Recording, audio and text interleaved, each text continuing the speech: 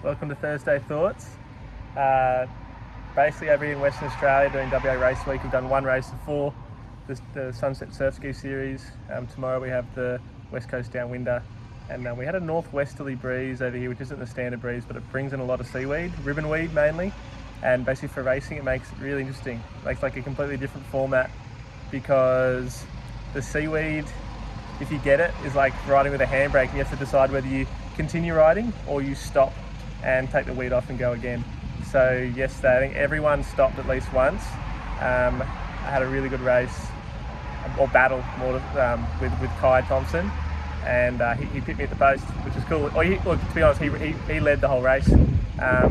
He seemed to be going quicker even when he had weed than I was when I had weed, so I opted for the 860R, and was keeping up but couldn't overtake Kai, and then we hit the weed section. I lost a bit of ground, and then he kind of, as I hit weed, he sort of extended, and the weed extension, like the weed, basically I was losing ground, so I stopped, cleared the weed, and got up again and started catching him because he still had weed. Then he came down because he had so much weed, and by the time he got up, I'd caught sort of half the gap, but then by the time he was up, I stopped gaining on him, and managed to hold on basically, but it was a close finish. It was like 3 or 4 bumps in it, about 15 to 20 seconds, but it was cool. I was stoked for Kai because he's had a few good races over this last year, and he's gotten better every time, so cool to see the level just continuing to rise, which is epic.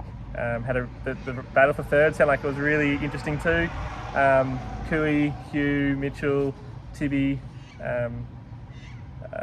Julian, Bradley as well. There's a good battle going on back there, and Tibby got it, the big fella. But yeah, the weed really makes it interesting. It's like, because obviously you don't all get the same amount of weed, and some people can get lucky, other people can get unlucky. I used a bigger foil, the 860R, to try to combat if I got weed I could stay up for longer, but I found that because I could stay up for longer I was going slower, so I would have been better off on I think I would have been better off on a smaller foil, like the 770, and be able to go faster. If I hit the weed I'll go slower, but only 10 seconds slower than what I was able to. Anyway, it's very interesting, and it's like another race format altogether.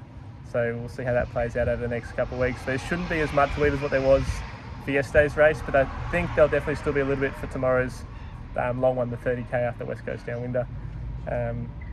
Interestingly, there weren't too many local riders. There were about 30 people, 30 foilers.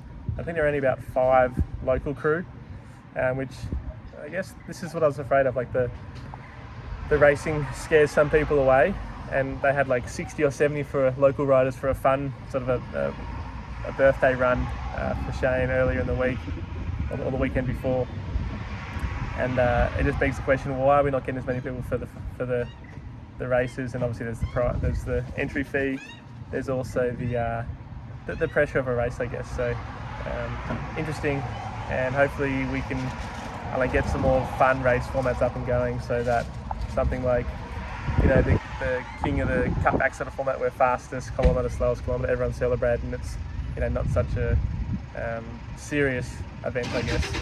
But yeah, that's my thoughts for this week, and stay tuned for more.